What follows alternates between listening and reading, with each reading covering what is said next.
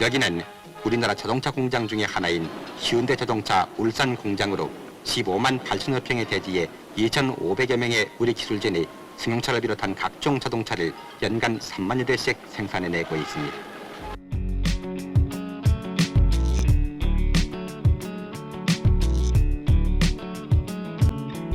(1987년) 현대자동차는 대한민국에서 가장 잘 나가는 회사였다. 그러나 노동자의 삶은 당시 대한민국 다른 노동자의 삶처럼 장시간 노동과 저임금에 시달렸다.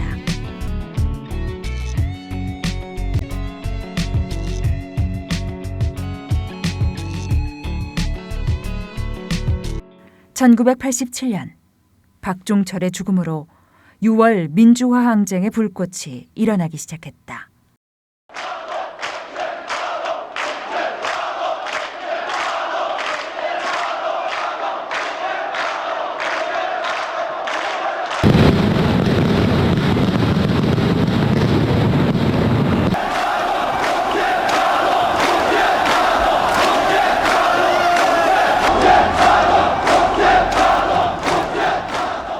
이 거대한 민주화 항쟁은 직선제 쟁취로 끝났다. 그리고 이 6월 항쟁이 끝난 자리에 노동자 대투쟁이 들어섰다. 중심에는 울산의 현대 노동자들이 있었다. 현대엔진의 최초의 노동조합이 건설됐고 이후 현대사업장에 속속 노동조합이 결성됐다. 현대자동차의 노동조합이 결성된 것은 현대엔진 노조 결성 보름 뒤였다. 이 민주노조의 첫 과제는 회사의 계략으로 몇 시간 앞서 건설된 어용노조를 해체하는 일이었다. 다음 날 8천여 명의 노동자들이 들고 일어나 공장은 마비됐다. 노동자들은 오랫동안 참아왔던 요구들을 외치며 파업농성에 들어갔다.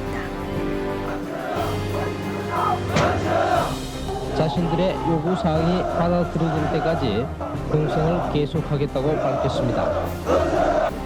파업 다음 날 새벽, 회사는 민주노조를 인정했다. 기주한 상처와 생사되길 부탁드립니다.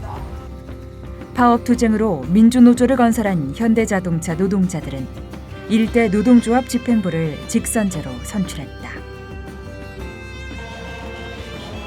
노동조합이라는 무기를 쥔 현대자동차 노동자들은 임금 인상 투쟁에 들어갔다.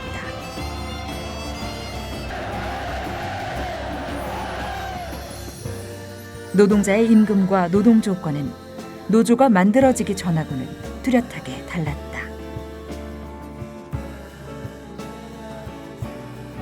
공장 안에 노동조합을 건설해낸 전국의 노동자들은 이어서 공장의 담을 넘어 단결하기 시작했다.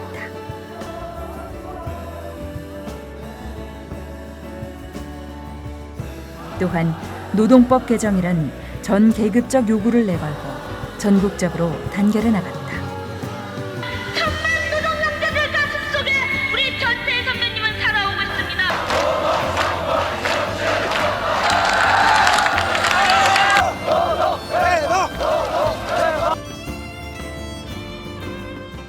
자유민주주의 체제를 수호하고 법과 질서를 확립을 하겠습니다.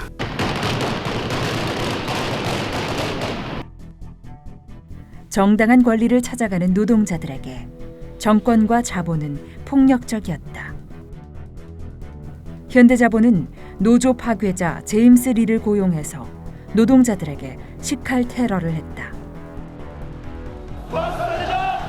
소위 128일이라는 현대중공업 노동자들의 투쟁은 노동조합을 인정하지 않는 현대자본에 대한 끈질긴 투쟁이었다.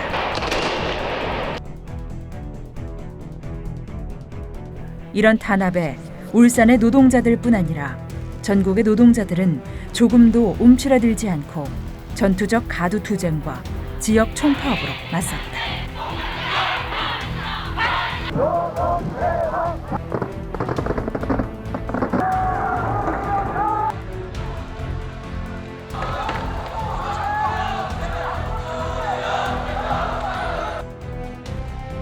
전국적인 투쟁 열기 속에서 최초의 직선제 일대 노조 집행부는 임금협약안을 조합원 총회가 아닌 위원장이 직권 조인했고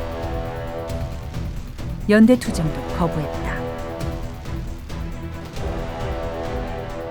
현대차 노동자들은 임금협상 직권 조인에 반대하면서 현장 곳곳에서 집회를 했고 이 과정에서 최초의 현장 조직이 결성됐다.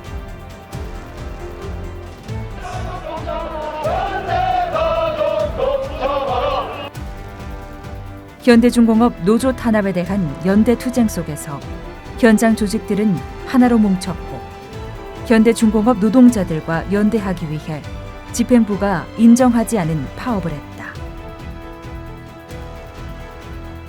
투쟁 속에서 노동자들은 어용노조와 민주노조를 구분하기 시작했다. 압도적인 지지로 당선된 2대 집행부의 가장 큰 과제는 민주노조의 위상 정립과 운영 체계를 만드는 일이었다. 가장 먼저 한 일은 직권 조인을 못하게 규약을 개정하는 일이었다. 임단협은 조합원 총회를 통해 최종 결정하도록 개정했다. 또한 노조 활동으로 인한 해고자에 대한 생계보장 신설, 조합 간부, 대의원에 대한 조합원의 불신임권 명시 등 조합원의 권리를 확장했다. 첫 노조신문을 발행했고 조합원 교육을 강화했으며 문화부를 신설하여 현장의 풍물패와 노래패를 지원했다. 대의원 활동을 적극 보장하고 소위원 제도를 공식화해서 현장에서 노동자의 영향력을 강화했다. 천만 노동자 총장열로 전나협을 건설하자.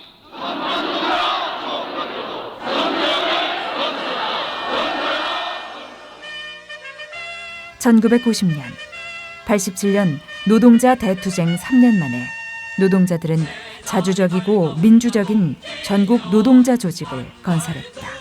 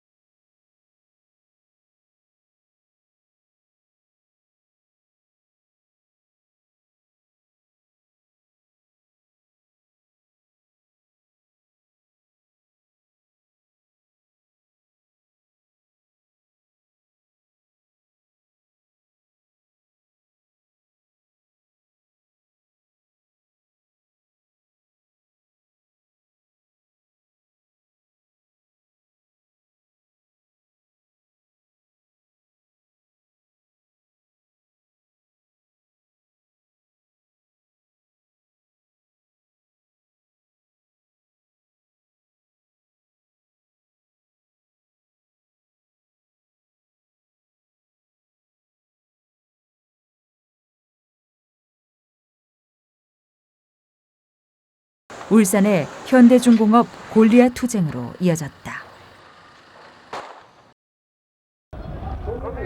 그러자 현대자동차 노동자들이 이 골리앗 투쟁에 연대 투쟁으로 나섰다.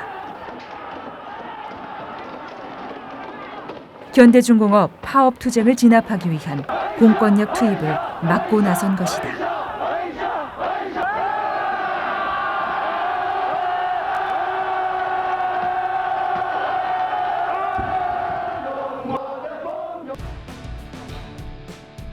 이틀 후 현대자동차 노동조합은 신속하게 연대 파업을 결정했고 전노협이 전국 총파업을 선언하면서 전국적인 투쟁이 시작됐다. 현대중공업 파업 사태는 다른 현대 계열사의 동맹 파업으로 확산이 되고 있습니다.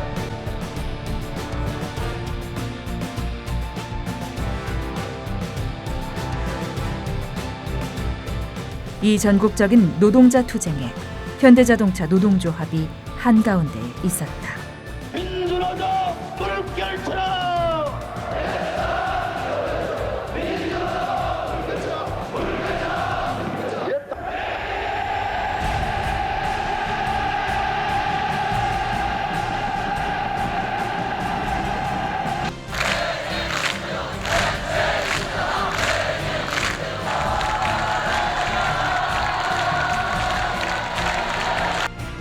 연대 투쟁을 힘있게 수행한 현대자동차 노동조합은 1990년 임단협 투쟁에 들어갔다.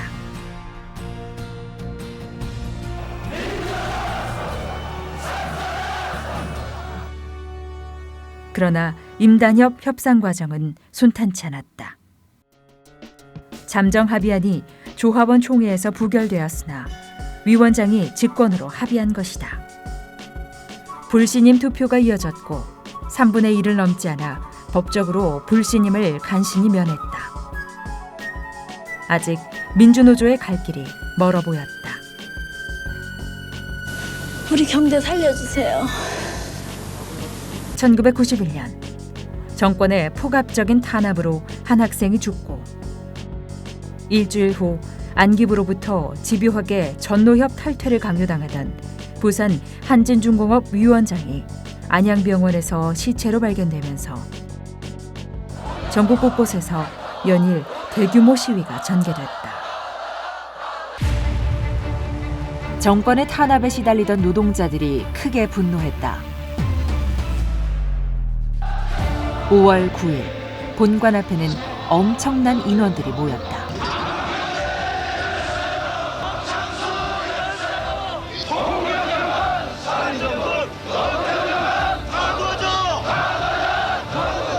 나 자신도 모르게 가슴이 뭉클하면서 뭔가 힘이 솟아난다고 해야 되나? 이제 이 정도의 인원이면 우리가 충분히 뭐라도 할 수 있다라는 그런 자신감이 생깁니다. 가두행진을 하면 할수록 뭔가 노동해방이라는 건 실체가 없지만 뭔가 이렇게 인원이 모이고 함께 걸어가고 박수치고 투쟁한다는 게 뭔가 세상이 바뀔 듯한 그런 그 희망이 나한테 오는 거죠. 좀 신이 나고 뭔가 모르게 가슴이 울컥하고 좀 흥분되고 하는 그런 느낌들을 많이 받았어요.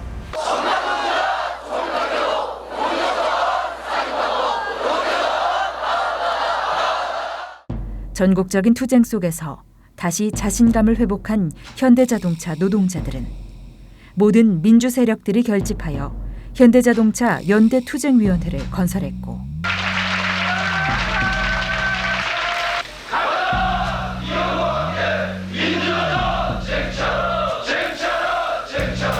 이어서 높은 지지율로 강력한 투쟁 지도부의 성격을 가진 3대 집행부를 탄생시켰다. 이 시기 회사는 엄청난 흑자를 내고 있었다. 반면 노동자들은 물가 폭등으로 허리띠를 졸라매고 있었다. 그럼에도 회사는 추석 보너스를 한 푼도 주지 않았다. 노동조합은 수익에 대한 공정 분배를 요구했다.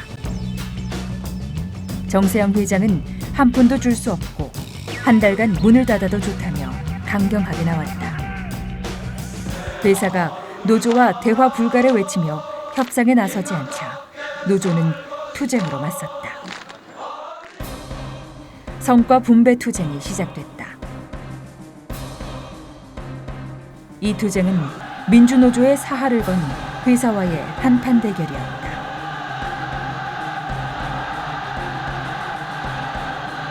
회사는 징계와 노조 간부 납치 기도, 회유 협박 등 갖은 탄압을 했다. 정권은 노조 간부에 대한 사전 구속영장을 발부하고 성과급을 지급하지 말라고 했다. 급기야 회사는 무기한 휴업 조치를 내렸다. 이에 노동자들은 공장 점거라는 강한 투쟁으로 맞섰다.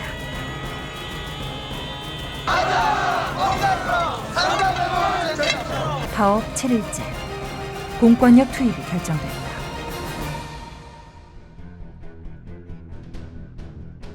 노동자들은 공장 밖에서 완강히 투쟁을 이어갔다. 그러나 정권의 탄압은 너무나 강했고 1월 28일 회사가 정상 조업을 강행하면서 성과 분배 투쟁은 끝났다. 투쟁은 졌다. 그러나 이 투쟁은 노동조합이 조합원들의 요구를 투쟁으로 쟁취하겠다는 약속을 지킨 최초의 투쟁이다.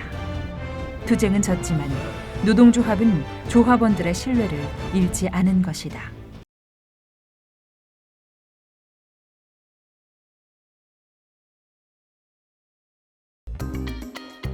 민주노조 운동에 대한 탄압은 김영삼 정권이 들어서면서 더욱 교묘해졌다. 정권은 한국노총과 손을 잡고 노동자의 고통 분담론을 내세운 임금 억제 정책으로 노동자를 탄압했다. 울산은 이해 초부터 김영삼 정권의 기만적인 임금 인상 억제를 막아내기 위해 현대그룹 전체 노동자들의 연대 조직인 현총련으로 공동 임투를 준비하고 있었다. 그러나 현총련 의장이자 현대전공위원장이 직권 조인을 하고서 도망가 버렸고, 내놓고는 뻔뻔스럽게 이렇게 회사가 임무를 내놓고 노사가 화내가지고 타결했다고 이렇게 얘기할 수 있습니까? 여러분 인정할 수 있습니까? 이에 현총련 소속 사업장은 속속 파업을 결의하게 된다.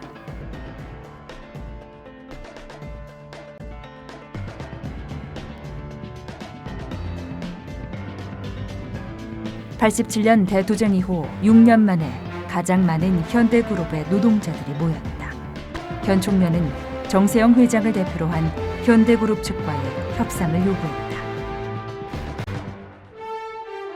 그러나 현대그룹 측의 거부로 협상은 결렬됐고, 정부가 나서서 현총련을 지원하는 전노협 지도부와 현총련 의장에 대해 사전 구속영장을 발부했고 현총련 사무실을 압수수색했다. 7일 하루 총파업으로서 우리의 의지를 분명히 밝히는 바입니다. 7월 7일 현총련 소속 10개 노조 6만 3천 명의 노동자들이 1일 연대 총파업을 벌였다.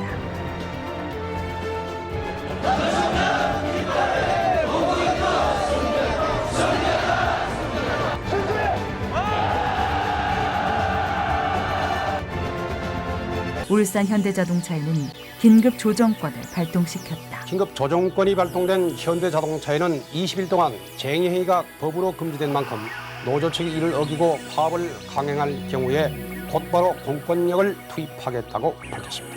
긴급 조정권이 발동되자 현대자동차 노동조합은 투쟁을 중단할 수밖에 없었다.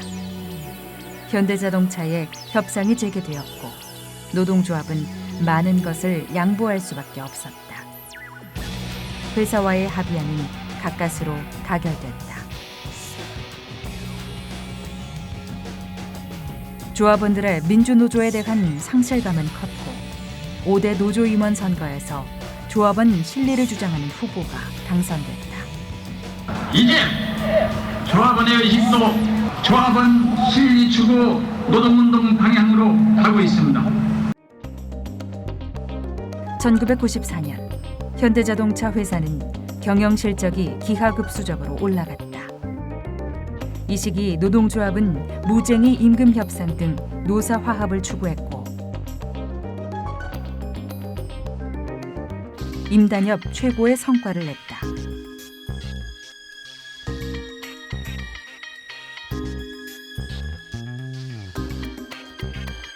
그러나 대신에 현장은 컨베이어 속도가 빨라지고 산업재해 건수도 창사 이래 최고를 기록했다. 노동자들에 대한 징계가 빈번해지고 관리자들의 폭력, 폭언이 일상화됐다. 현장에서 자본의 영향력을 확대해 나가는 회사의 신경영 전략이 성공하고 있었다. 이에 현장 곳곳에서 노동자들이 라인을 정지시키며 저항했다. 당시 의장 2부 대의원이었던 양봉수도 신차 투입과 관련 UPH 상승에 항의하며 생산 라인을 중단한 이유로 해고를 당했다. 이에 농성을 시작하자 회사는 집단 폭행을 하고 손해배상까지 청구했다. 노조 집행부는 양봉수를 정당한 노조활동 해고자로 인정하지 않았다. 이런 속에서 양봉수는 분신으로 저항했다.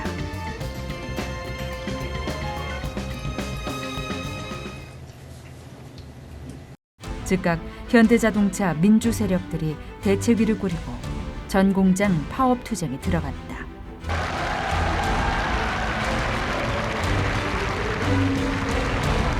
살려내라! 살려내라! 양봉수를 살려내라! 살려내라! 살려내라! 양봉수를 살려내라! 살려내라! 살려내라! 현 총련이 연대 투쟁에 들어갔다. 노동조합에서 조합원이 오도 이것을 보장해주지 못한다면 노동조합에서 아무런 가치가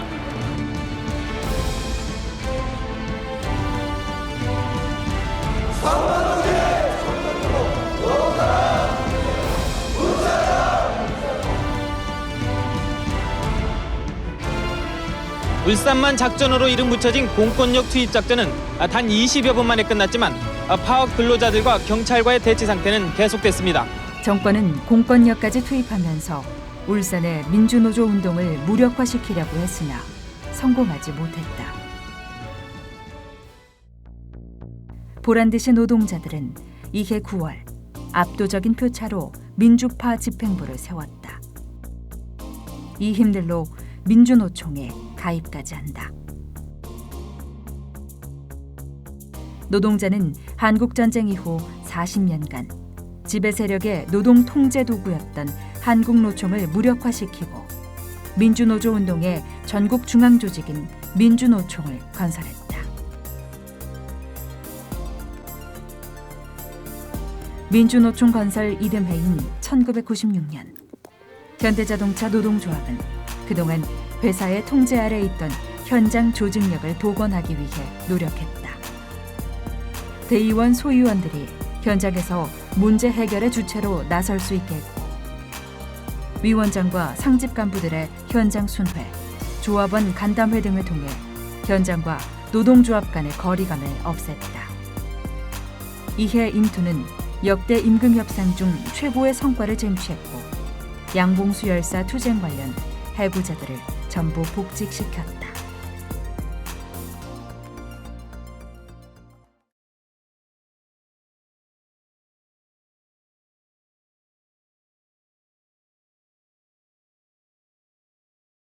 관광버스 4대에 나누어 탄 신한국당 의원 154명이 국회에 도착했습니다. 4건의 노동관계법 개정안. 이가 없습니까? 가결되었음을 선포합니다. 26일 오전부터 산하 전 단위노조에서 즉각 무기한 총파업에 돌입한다.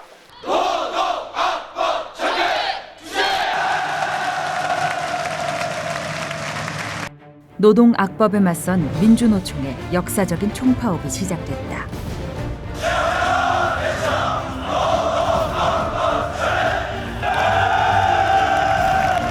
현대자동차 노동조합도 바로 총파업에 돌입했다. 이 노동자 정치 총파업에서 누구보다 선봉에서 투쟁을 했다.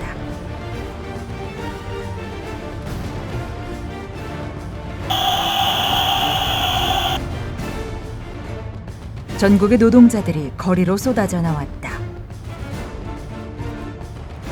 매일 20여 개 지역에서 집회와 가두 시위가 이어졌다. 대전 시대는 완전히 노동자의 거리로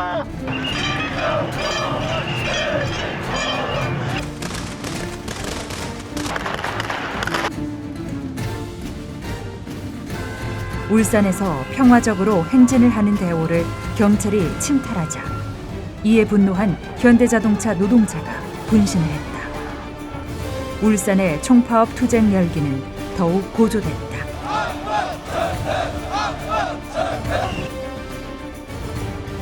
가두수장 하는데 왜 막냐?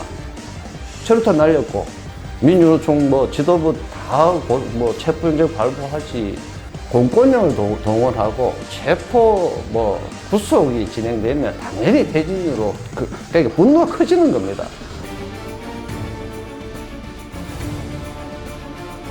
노동자 계급의 총파업에 국내의 민주 세력이 전 세계 노동자들을 지지했다.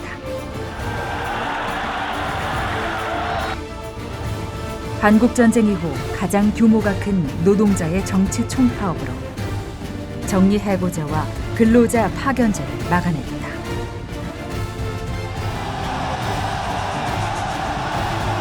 노예도 투쟁하면서 이만큼 투쟁 동력이 살아나리라고는 우리 자체도 상상을 못했거든요. 내 자신도 내가 놀랬고, 나이 드신 분들이 우리 젊은 사람들한테 힘을 많이 줘갖고 우리가 할 수 있다는 그런 자신감을 흔히 울산 북구를 노동정치 1번지라고 하는 이유가 바로 그 투쟁 이후에 지자체나 이제 이런 선거를 거치면서 그나마 노동자 출신 정치인 가장 가능한데 구의원, 시의원, 북구청장, 뭐 국회의원까지 그때 당시 이제 이런 기운을 통해서 나갔고요.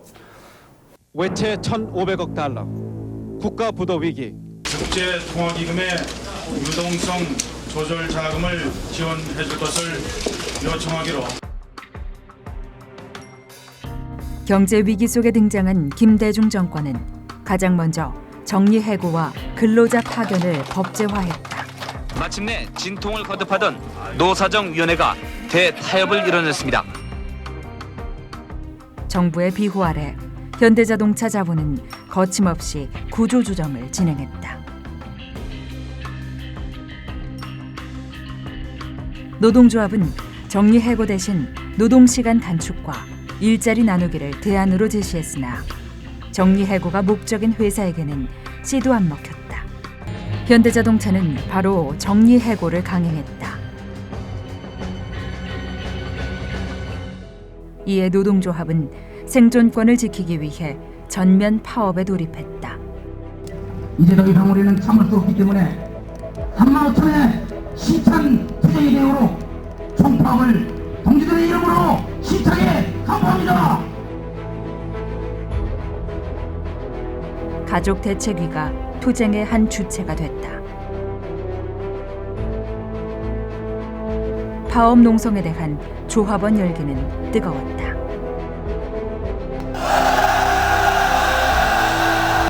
회사는 투쟁을 무력화시키기 위해 갖은 애를 썼다.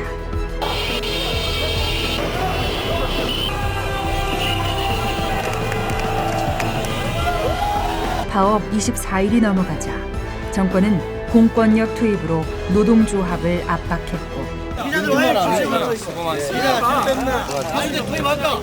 결국 정치권의 중재로 파업 36일 만에 잠정 합의가 이뤄졌다. 잠정 합의안은 조합원 총회에서 부결됐다.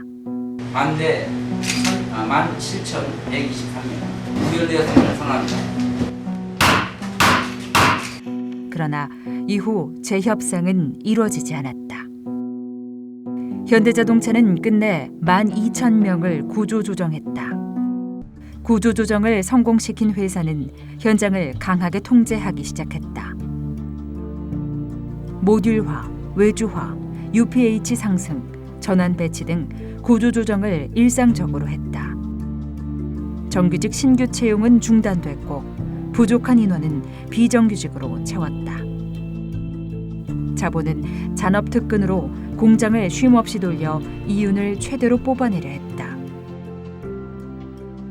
노동자들은 살인적인 초과 노동을 감내해야 했고 일상적으로 고용 불안에 시달려야 했다.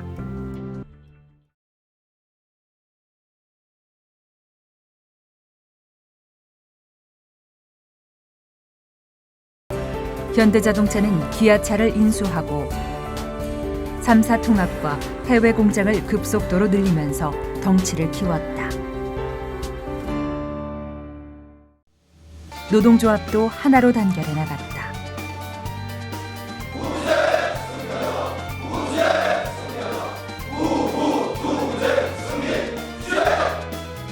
(1999년) 현대자동차 3사 노동조합들은 통합을 선언했다.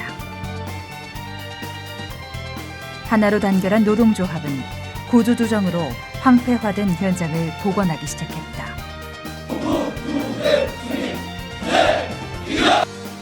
임단협 투쟁을 통해 98년 정리해고 철폐 투쟁에서 빼앗겼던 것들을 되찾아왔다.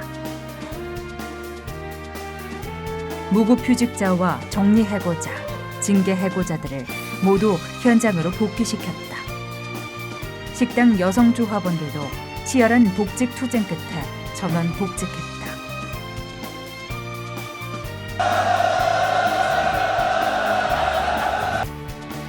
무급휴직자와 정리해고자들이 현장으로 돌아오면서 침체된 현장 분위기가 되살아나기 시작했다.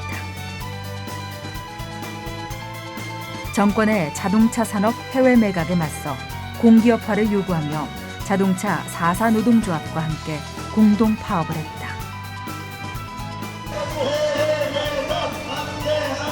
2000년 임단협에서는 완전 고용을 보장하는 합의서를 체결한다.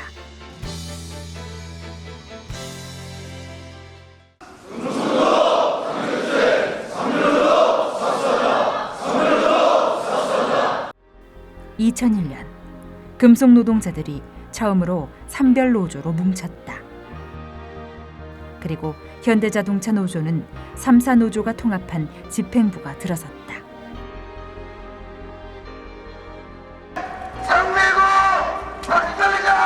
금속 노조는 출범하자마자 대우자동차 노동자들의 생존권 투쟁에 정권은 대대적인 공권력을 투입하자 총파업으로 대응했고 현대자동차 노조도 전국적인 투쟁에 함께했다. 폭력 정권! 폭력 경찰! 이어 정리해고를 빌미로 노동조합을 탄압하는 자본에 맞선 화섬 3사 노동자들의 파업 투쟁을 연대 투쟁을 벌였다.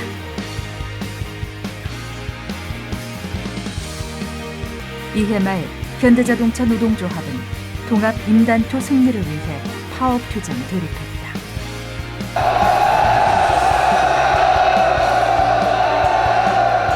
임금 인상뿐 아니라 통합노조의 단협을 따냈고 징계자 전원 사면과 남아있는 해고자 전원이 복직됐다.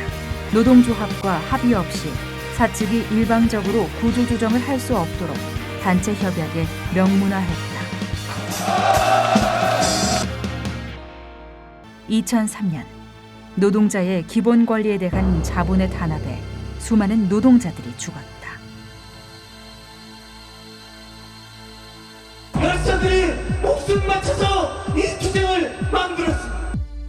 전국의 노동자들이 노동 탄압 중단과 손배 가압류 철회, 비정규직 차별 철폐를 요구하며 총파업 투쟁에 나섰다.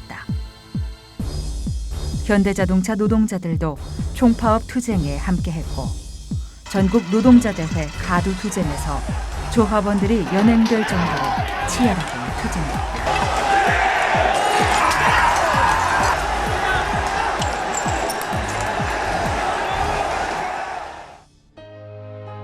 이해 판매본부 노동자들의 강고한 투쟁이 전개됐다.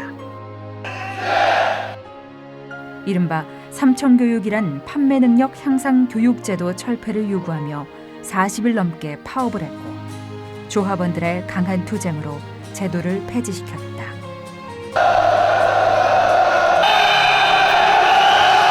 이 힘으로 다음해 회사의 구조조정에 맞서 전 조합원들이 상경투쟁을 벌였고 결국 구조조정을 막아냈다. 2004년 현대자동차 노동조합은 통합노조를 실질적으로 완성했다. 시작하겠습니다. 현대자동차 비정규직 노동자들이 인간다운 권리를 위해 노동조합을 건설하기 시작했다. 노동자는 하나도 비정규직 철폐하라! 비정규직 노조 설립 후 최초로 임단협을 비정규직 노조의 이름으로 체결했다. 현대자동차 노동자들은 공장 안에서뿐 아니라 우리 사회의 비정규직 문제를 해결하는 데도 앞장섰다. 71.54%로 현대자동차 노동조합은 총회에서 조직 형태 변경 결의가 가결되었음을 선포하겠습니다. 보다 큰 단결로의 첫 걸음. 그것은 한국에서 가장 큰 조합 원수를 갖고 있는 현대자동차 노동조합이 산별노조로 전환하면서 시작됐다. 그리고 현대자동차 노동조합은 금속노조에서 가장 큰 노동조합이 됐다. 산별노조로서 중앙교섭 완전 쟁취를 위한 투쟁에도 앞장섰다. 중앙교섭 쟁취 우리 대표 노동력이 들어갈 수 있도록 통로를 개발 희망합니다. 금속노조는 15만이 함께하는 투쟁으로 중앙교섭을 쟁취하려고 했지만 안 됐다.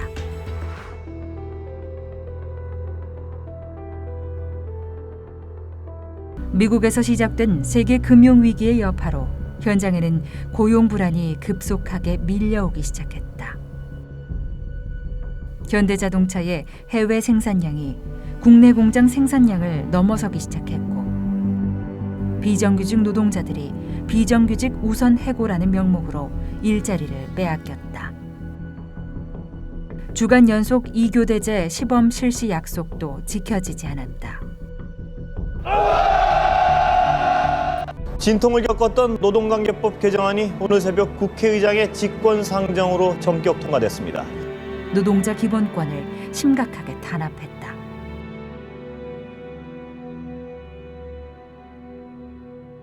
이런 정권의 비호하에서 자본은 친밀하고 계획적인 노조 깨기에 나선다.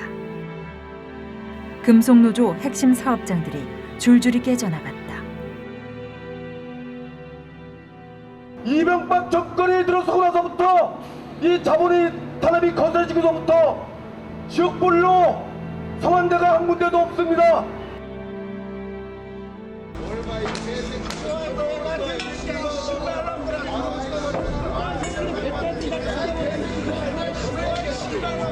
현대자동차도 상황은 마찬가지다. 노동기본권 침해에 죽음으로 저항했다.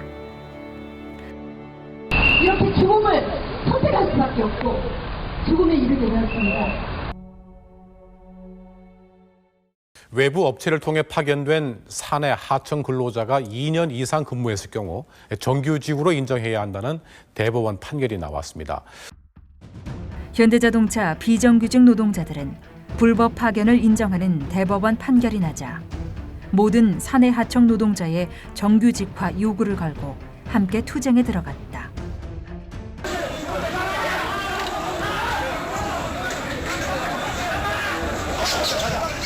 회사는 용역 깡패를 동원해 노동자들을 탄압했고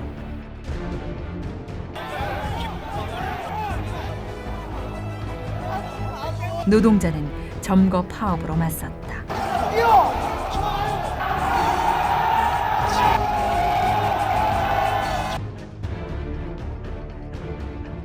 이 비정규직 투쟁에 현대자동차 정규직 노동자들이 연대했다.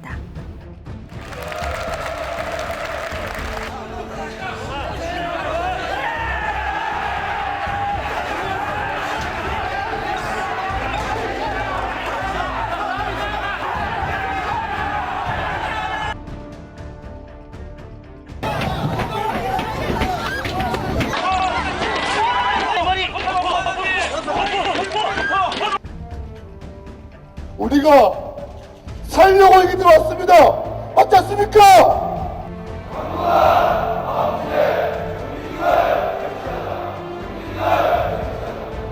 현대자동차 회사가 11월 30일까지 불법하게 교섭에 나오지 않을 경우 금속노조는 12월 초 1차 파업을 전개한다.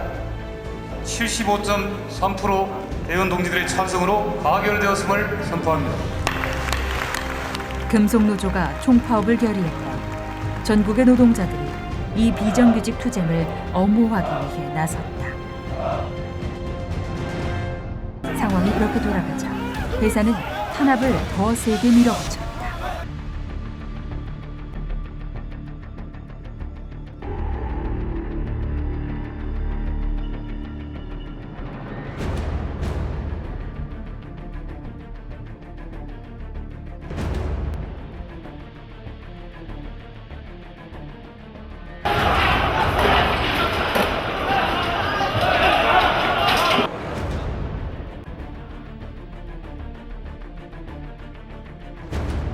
농성장 자체가 유지하기 힘든 수준으로 돌변할 수 있다는 판단을 저희 쟁기 동지들이 판단했습니다. 점거 파업 25일째. 울산의 농성조합원들은 점거 농성을 끝냈다. 울산이 농성을 끝내면서 현대자동차 비정규직 3지회 공동 파업도 끝났다.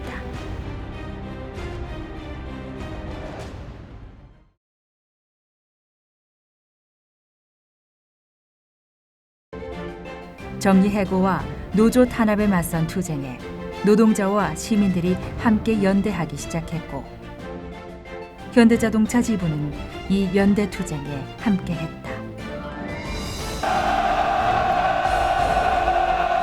직장 내 만연한 유해 화학 물질과 발암 물질로 인한 노동자 건강권 문제를 가장 먼저 사회적으로 제기했고 공장을 넘어 발암 물질 없는 사회를 만드는 데 앞장섰다. 주간 연속 2교대제 완전 실시라는 공통의 의제를 걸고 현대 기아 노동조합이 공동 투쟁을 선언했고 모든 사내 하청 정규직화 요구를 건 원하청 공동 투쟁도 선언했다. 이정규직 축제 함성!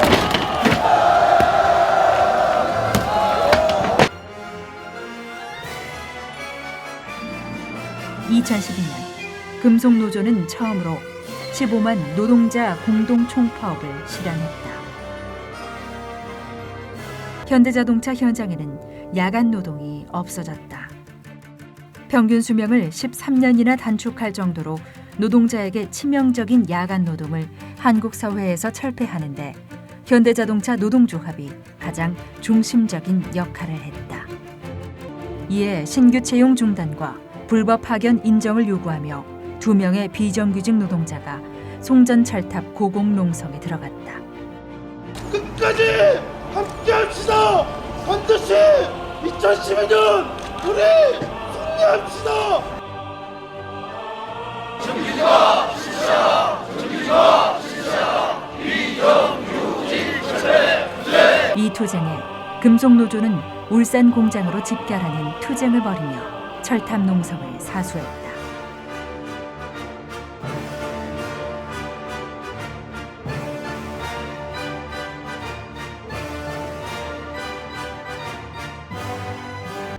(2014년) 아산 전주 합의에 이어 울산 비정규직 지회 조합원 총회에서 불파 교섭 합의안이 가결되면서 전 공장 비정규직 지회 조합원들이 정규직이 됐다. 대통령 박근혜 탄핵 소추안은 가결되었음을 선포합니다. 국회 탄핵으로도 촛불 항쟁은 수그러들지 않았고 오히려 더욱 확대되었다. 국민이 이긴다! 국민이 이긴다! 연인원 1,700만 명이 참여한 이 거대한 촛불 항쟁은 마침내 박근혜 정권을 끌어내렸다. 대통령 박근혜를 파면한다. 판사가 박근혜 대통령 파면한다. 그때 진짜 이제 물러나는구나. 항쟁의 신호탄은 노동자 투쟁이었고 이 투쟁이 더 넓은 민중에게로 퍼져나갔고 끝내는 불의한 정권을 끌어내리는 것으로 끝났다. 정말 잘못된 것들이 있다면 세상을 바꿀 수 있는 그런 계기를 다시 만드는 게 필요할 것 같습니다. 노사 법치주의를 확고하게 세울 것이며 화물연대 파업은 북핵 위협과 마찬가지로 위험한 것이라고 했습니다. 국가보안법 위반 혐의를 포착하고 압수수색에 나선 겁니다. 회계 공개를 거부하는 노조엔 단호한 조치를 주문했습니다.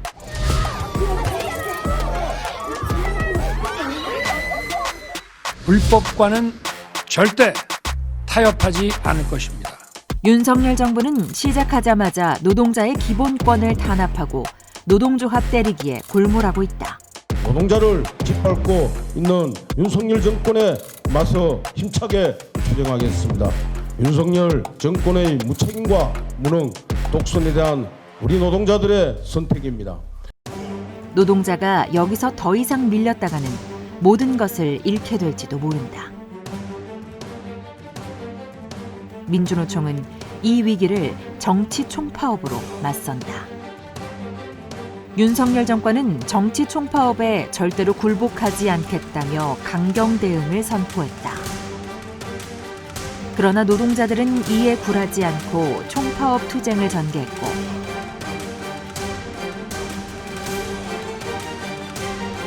현대자동차 지부도 전체 노동자의 총파업 전선에 함께한다. 이번 파업으로 현대자동차 울산 공장은 4시간가량 공장 가동을 멈췄고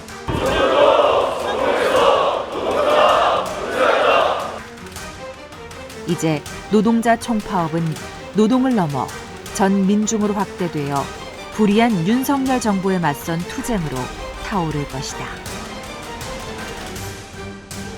솔직히 사람들이 다 투쟁이라고 하면 겁을 먹거나 자기한테 뭐 피해가 있을까, 뭐 귀찮아지지 않을까 이렇게 생각하는데 가만히 있으면 불만이 없는 줄 알잖아요. 저희가 할 수 있는 표현을 해야 된다고 생각합니다. 투쟁을 해야 돼요.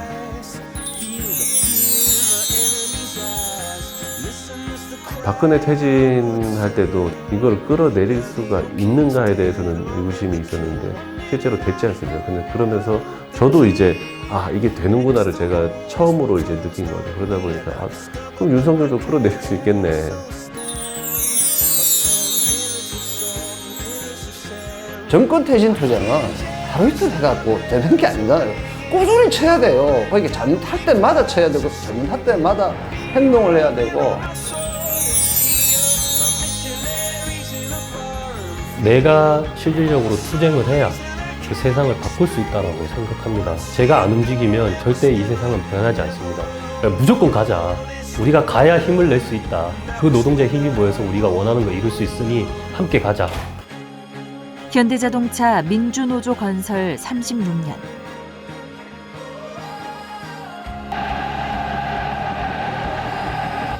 (36년간) 우리 노동조합은 우리 노동의 문제뿐 아니라 노동을 넘어 정치 총파업이라는 이름으로 더 큰 걸음을 걷고자 부단히 노력했다.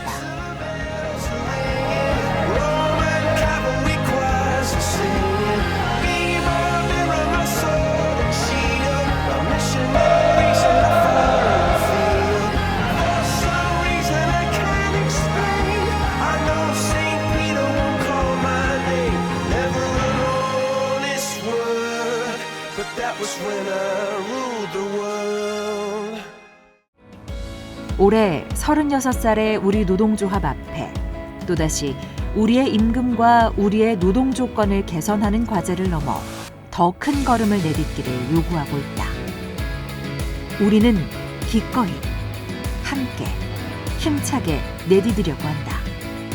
그것이 진정으로 우리의 임금과 고용과 노동 조건을 더욱 개선할 수 있는 길이기 때문이다.